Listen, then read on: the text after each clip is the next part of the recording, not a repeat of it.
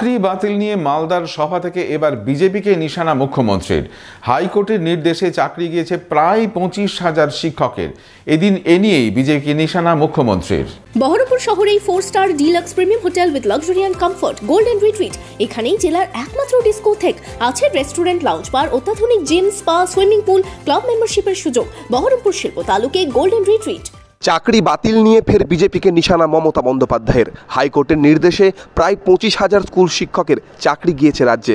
সেই প্রসঙ্গেই এদিন মালদা উত্তর কেন্দ্রে হবিবপুর জনসভায় বিজেপিকে নিশানা করেছেন মমতা। চাকরি খেয়েছেন কেন বিজেপি? শুনেছেন আপনারা, মানুষ বলে, গেও মানুষরা বলে, আমরা একটু গেও তো, আমারও গ্রামে জন্ম, তার জন্য আমি গর্বিত। আমরা বলি না মানুষ খেকো বাঘ, সুন্দরবনের লোকেরা বলে। আর এখন লোকে বলছে মানুষ খেকো ভাজপা। চাকরি দেখলেই খেয়ে নিচ্ছে, চাকরি দেখলেই খেয়ে নিচ্ছে, চাকরি দেখলেই খেয়ে নিচ্ছে। এটা ছেড়ে আমরা বলবো না কথা, আমরা সবার সাথে আছি। কে কোন পন্থী আমার জানবার দরকার নেই, আমি চাকরিপন্থী। তাই মনে রাখবেন, আরও 10 লক্ষ চাকরি দেওয়ার মতো আমাদের ভ্যাকেন্সি আছে। আমরা দিতে গেলেই বিজেপি এখন সব এজেন্সিকে কিনে নিয়েছে। আমাদের বেলায় বেল, আমাদের বেলায় জেল, আর ওদের বেলায় বেল বেল। নিজেরা চাকরি দেবে না, আবার কিরম গর্ধব বলুন, গর্ধবের দল, মানে গর্ব করে বলছে সোমবার দিন বোমা ফাটবে। বোমাটা কি না, 26,000 ছেলে মেয়ে চাকরি চলে গেল। এটাকে বোমা বলে কেউ? বোমা, চকলেট পটকা আর কালি পটকা আর রসগোল্লার মধ্যে কি পার্থক্য, সেটাও বুঝতে পারছো না এখনো?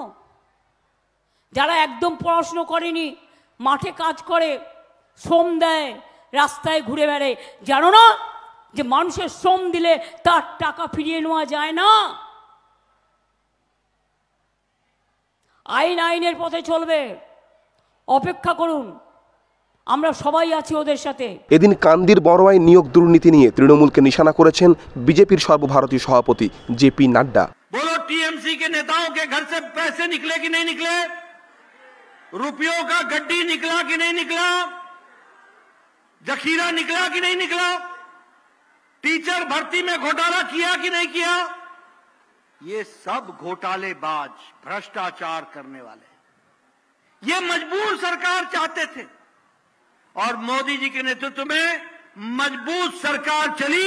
10 साल में कोई भी घोटाला नहीं हुआ, किसी भी तरीके का घोटाला नहीं हुआ। Bureau report, Madhyabanga news.